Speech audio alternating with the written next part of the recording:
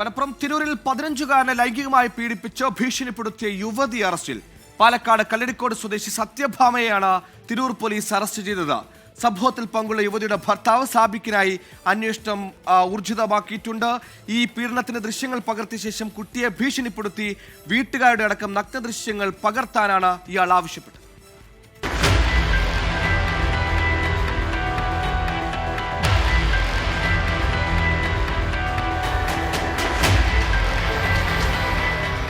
പതിനഞ്ചുകാരനെ ലൈംഗികമായി പീഡിപ്പിക്കുകയും അതിന്റെ ദൃശ്യങ്ങൾ പകർത്തി ഭീഷണിപ്പെടുത്തുകയും ചെയ്ത കേസിലാണ് യുവതി അറസ്റ്റിലായത്.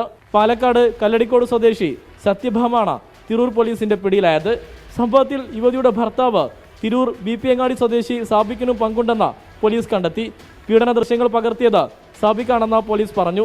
ലഹരിക്കടിമയായ സാബിക്കും സത്യഭാമയും 15-കാരന് ലഹരി നൽകാൻ ശ്രമിച്ചതായും പരാതിയുണ്ട്.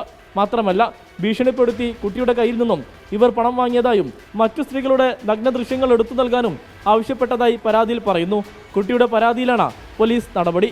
ഒളിവിൽ പോയ സാബിക്കിനായുള്ള അന്വേഷണം പോലീസ് ഊർജിതമാക്കിയിട്ടുണ്ട്. 24 തിരൂർ.